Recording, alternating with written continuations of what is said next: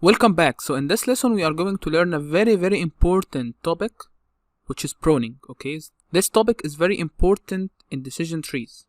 So first we need to understand how to avoid overfitting, and we discussed what is overfitting before. The first way to avoid overfitting is to acquire more training data, right? Because the more data you give it to the model, the less the chance that you will get overfitting, right? So give it more training data, the chance for overfitting will decrease. But most probably you don't really have this option, right? You cannot really collect any more data. This is the data that you have available at this moment, and there is a good chance that this is the data that you can collect anyway, right? So if we wait for another month or two, you cannot really collect any new data. So this option is most probably infeasible, right? The second option is to remove irrelevant attributes, and this is from the pre-processing. So in the project you will see that we are doing this step to avoid overfitting and to increase the efficiency and accuracy, is by removing the irrelevant attributes, and we do this by pre-processing and visualizing the data, understanding what are the problems and so on. The third option to avoid overfitting is by growing the full tree, so we don't really have maximum depth, so we build the full tree and after that we prune the tree. So it's called post-pruning. Okay. The fourth option to avoid overfitting in decision trees is by ensample learning. We don't really know yet what is ensample learning, and we will leave this to the next section. In this next section, we are going to learn everything about ensample learning. Okay.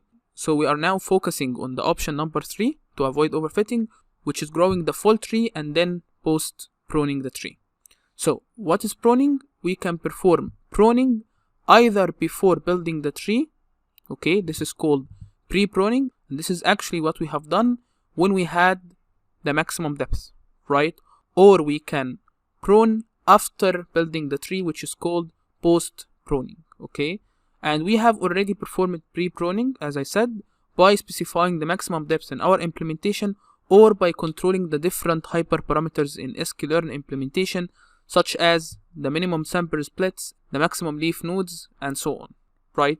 However, this approach is not preferred, and it shouldn't really be used alone, because a seemingly worthless split early on in the tree might be followed by a very good split. So let's say we reach the depth of 4, right? And now we won't really go any deeper, but if we went deeper, so we can split right now, but this split is not actually adding any information. But after we do this split, we might get a very good split from there, right? So we don't really want to pre-prune the tree. We want to post-prune the tree, okay? So we should combine pre-pruning with post-pruning, or have post-pruning alone, okay?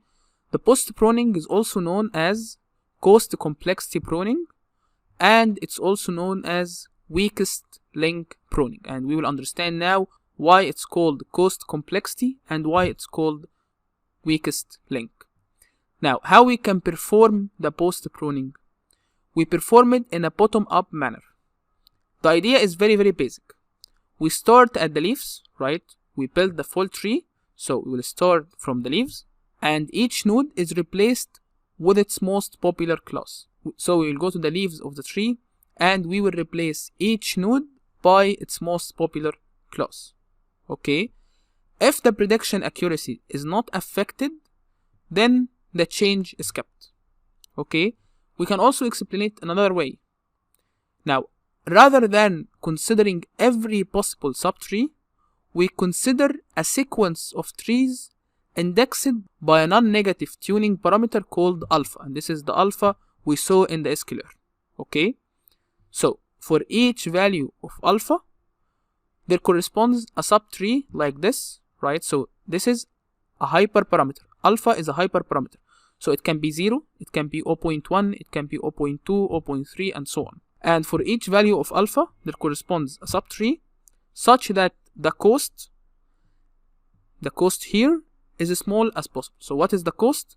The cost is basically the error of this tree. So we build the full tree, and then we have another error coming from pruning the tree, right? So if alpha is equal to 0, then the error of the tree will be basically the same. But if we have a value for alpha, right, if we have alpha 0.1 or 0.2 or 0.3, then the error will increase, right? So you can think of alpha as a regularizer, okay?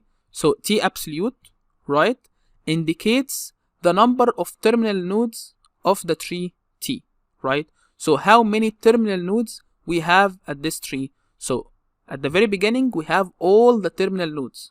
Let's say that we have n terminal nodes, and let's say that n is equal to 10, for example, okay? Now, after we perform the pruning, we will have 8 or 7 or 5 or 3 or whatever, right? We will have a new number of leaves. And the tuning parameter alpha controls a trade-off between the subtree's complexity and it's fed to the training data. So basically, when alpha is equal to 0, then the subtree, the new subtree, will simply equal T0, right? So T0, the tree without removing anything from it, right? Now, if we increase alpha, then branches will start to be pruned from the tree, okay? So again, if we explain it from a bottom-up approach, we start from the leaves and we remove the leaves, and instead of having the leaves, we have now a representation of these leaves, right? For each node, we replace it by its most popular class. And we can explain it also in another way using the hyperparameter called alpha. So if alpha is 0, then the tree, the new tree, is basically the original tree.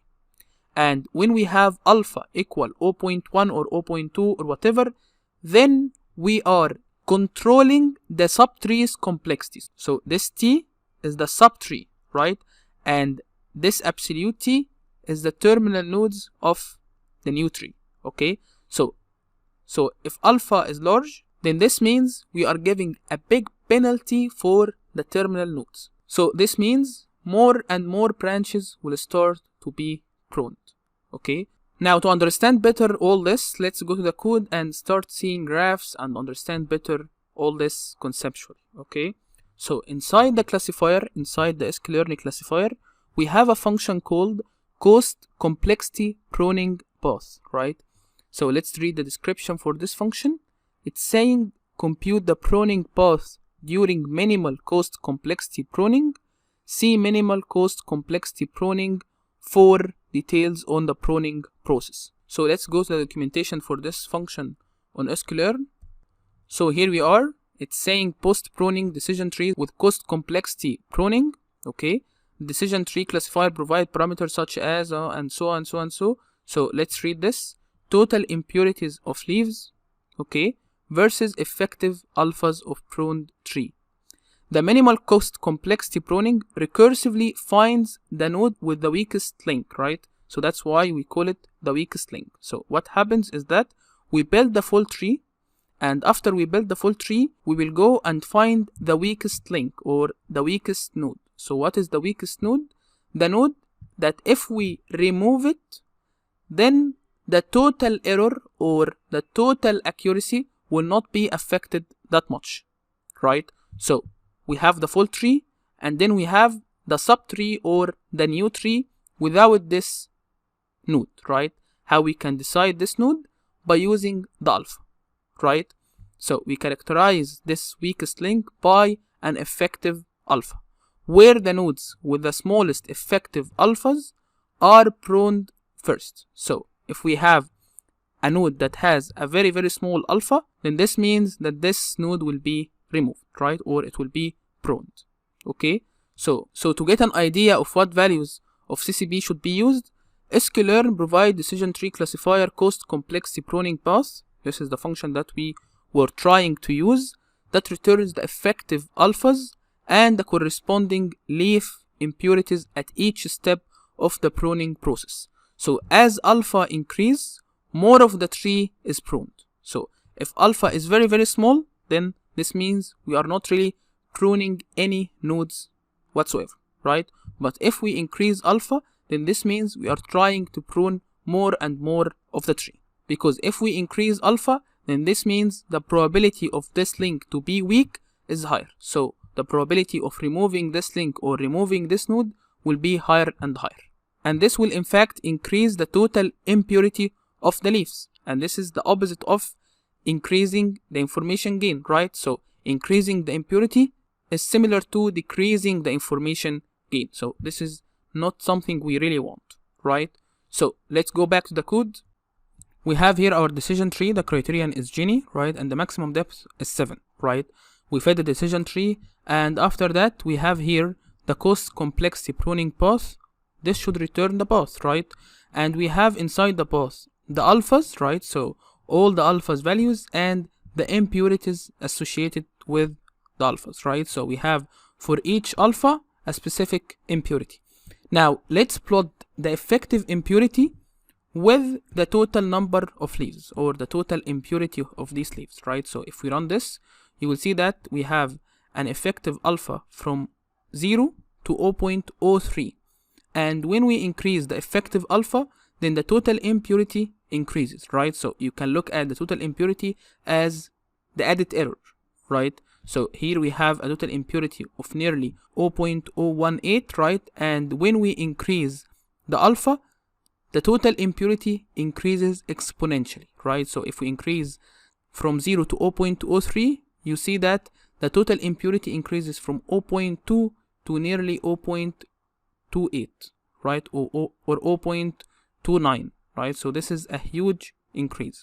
So we need to train a decision tree using the effective alphas. So the last value in the alphas is actually the alpha value that prunes the whole tree, right? So we don't really want this, because if we do so, then we don't really have any tree. We have only one node. So we will fit all the trees using all the alphas other than the last alpha. So we will loop over all the alphas, right? And we will go to the decision tree, build a decision tree with this specific alpha, and we will fit our classifier using this alpha, okay? And then we will have this classifier appended to the list of classifiers. And after that, we will print number of nodes in the last tree is with CCB value equal to this one, right? So if we do so, you will see that we have number of nodes in the last tree is 3, right? So this is the tree before the last tree, right? We have 3 nodes and the CCB value is 0.07. So this is the last tree. Now let's take a look at the node counts and the depth, right? So if we print the number of nodes versus alpha, right? So when we increase alpha from 0 to 0.0001 even, right? The number of nodes decreases from more than 10,000 nodes, right? So this is a huge number of nodes to nearly 0, right? So nearly 3, 5, 10. We cannot really see it on this graph because the scale is very, very large. It's from 0 to 10,000, right? But as you can see, when we increase the alpha, very, very small increase, then the number of nodes decrease sharply, right? And the same for the depth, right? When we increase alpha, the depth of tree decreases from more than 50 to nearly 10 or less, right? So when we increase alpha, a very, very small increase, the depth decreases sharply also, right? So if we check this value, or if we stick with this value for alpha, right? Let's say 0.001, right? And go back here, you will see that when we increase alpha from 0 to 0.001, then the impurity increases, but not that much, right? So this is actually a very good value for alpha. So this value will prune nearly the full tree, and at the same time, the added error is not that much, right? So let's also print the alpha with the accuracy, right? So let's plot here. The training accuracy is in blue and the test accuracy is in orange, right? So as you can see here, this is the accuracy for the training set, and we have here alpha. So the training accuracy at the very beginning when alpha is 0 is nearly 0.97, right? So we have 97% accuracy or more. But at the same time, the testing accuracy is nearly 80%, right? Or 82%. So this is a clear sign of overfitting, right? But when we increase alpha to 0.001 even, right?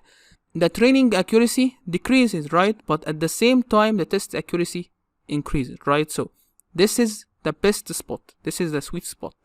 Because here we have the training accuracy very near to the test accuracy. So the test accuracy, this is the highest test accuracy we can get. And we got it after increasing alpha. So increasing alpha led to a decreased number of leaves, a shallower tree. So that's why we avoided overfitting by using alpha, right? So if we check the CCB alphas, you will see that when alpha is set to 0 and keeping the other default parameters for the decision tree classifier, the tree clearly overfits, right? Leading to a 97% training accuracy and an 82% testing accuracy. But as the alpha increases, more of the tree is pruned, right? So we are creating a decision tree that generalizes better. So if we set the alpha to be 6.2 times 10 power 4, then this maximizes the testing accuracy, okay? And you can check it from here, or I think it's even changed after so many iterations, but basically you can take a look at what is the value here for the alpha that led to the highest testing accuracy.